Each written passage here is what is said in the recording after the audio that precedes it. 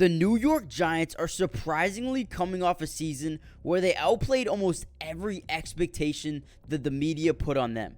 And to start this new league year, the Giants have started to improve in almost every single category as they load up to shock the world next season. Now, in this video, I'll be breaking down everything that the New York Giants have done so far this offseason, but also what they need to do next in order to get over the next hump and potentially make some noise in the playoffs next year. However, before we jump into the video, make sure you guys smash that like button if you think the Giants have what it takes to make a big run in the playoffs next year. If not, tell me what you guys think they need to do in order to get there. Now, also, subscribe to the channel if you're new. I'm going to be covering the Giants and the rest of the NFL all offseason long, so make sure you guys join the family. And one last thing, comment down below, who do you believe is the most underrated player on this Giants team right now? And without any further ado, let's get right into the video. So the New York Football Giants are quietly having a dominant offseason, and no one is even talking about it. Now, before we jump into their moves to start this offseason, let's take a quick look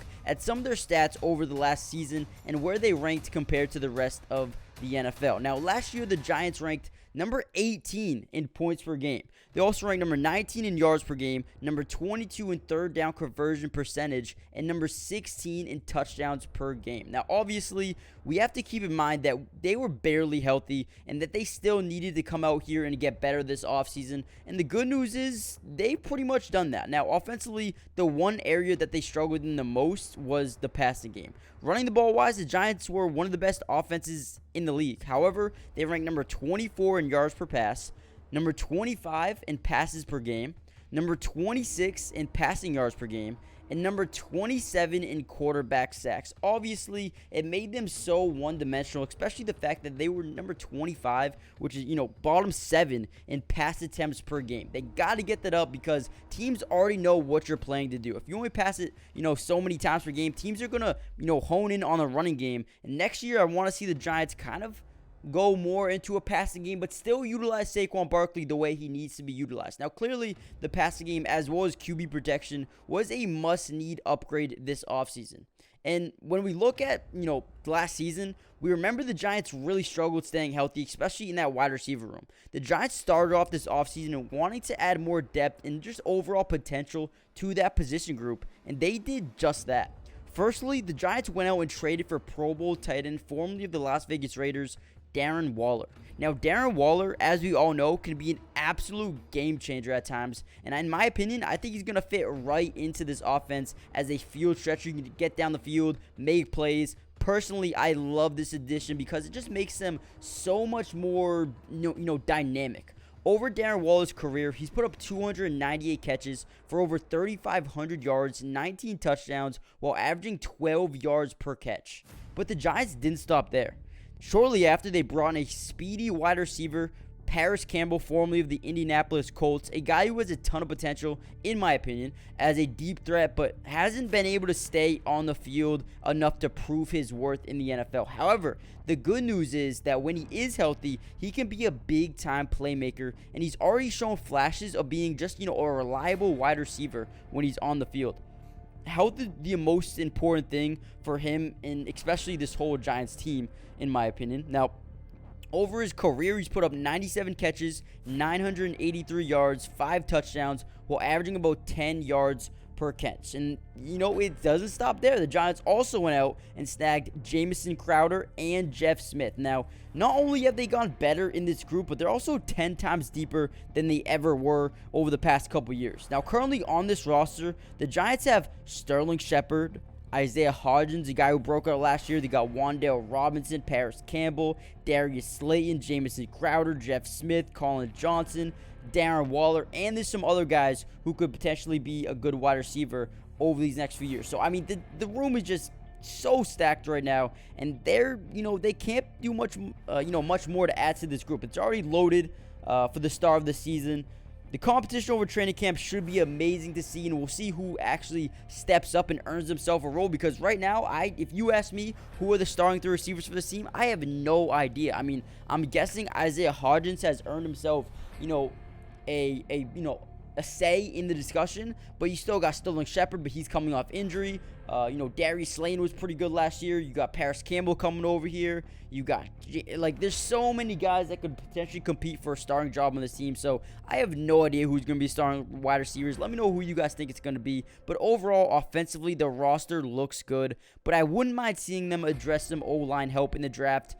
Especially in the interior. Obviously, they have Evan Neal and Andrew Thomas on the outsides. Those are your cornerstone tackles. But on the interior, I'm a little bit scared of, what they got going on now. Let me know if you guys think I'm wrong. If you guys think the interior is kind of straight, let me know, because I could be wrong, and I will admit it if I am. But for me, I personally feel like they should try to grab a center or a guard, someone who can come in and at least compete for a starting job. Now, before we jump into the defensive side of the ball, make sure you guys smash that like button if you're enjoying the video so far, and subscribe if you're new to the channel. Like I said before, I'm going to be covering the entire NFL offseason, so make sure you guys have your notifications turned on.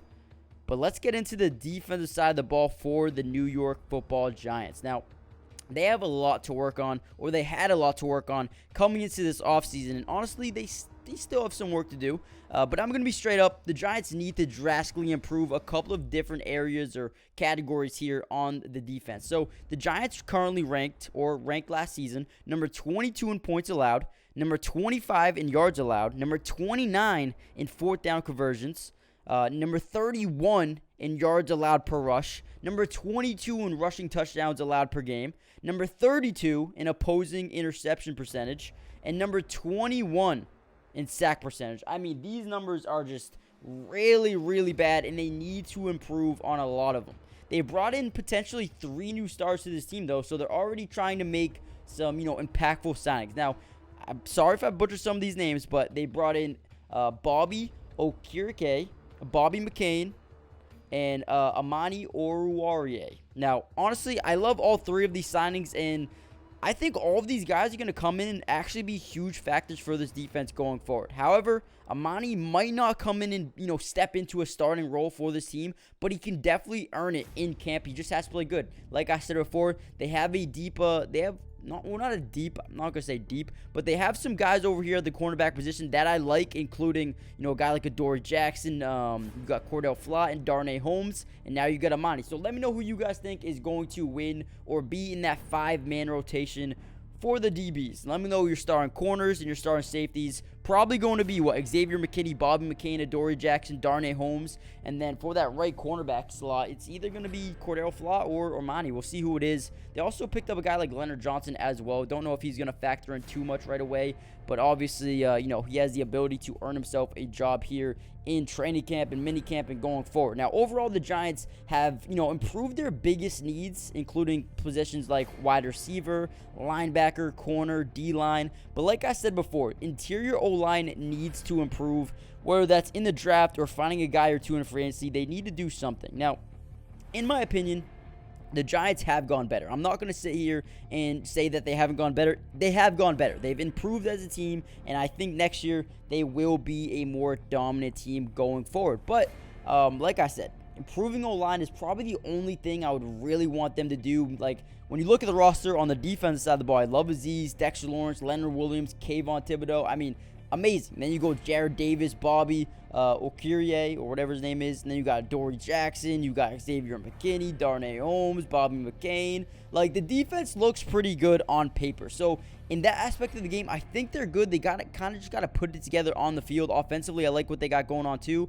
They have a bunch of receivers, but they need a couple of them to stand out. O-line, like I said, they can do some work. I love, Darren Waller. I love Daniel Bellinger. Daniel Jones needs to take another step up, and obviously they got Saquon Barkley back onto the team for next year. I think on a franchise tag, or they re-signed him actually. I don't know. I think they franchise tag. Let me know in the comment section. But overall, I think they did make a good, or have a good offseason so far, and I wouldn't be surprised if they, made some noise in the playoffs. Let me know in the comment section down below what you think. What is your opinion on the current state of the New York Giants? But also, subscribe, smash the like button. It helps out the channel so much if you do so, and I'll see you guys in the next video.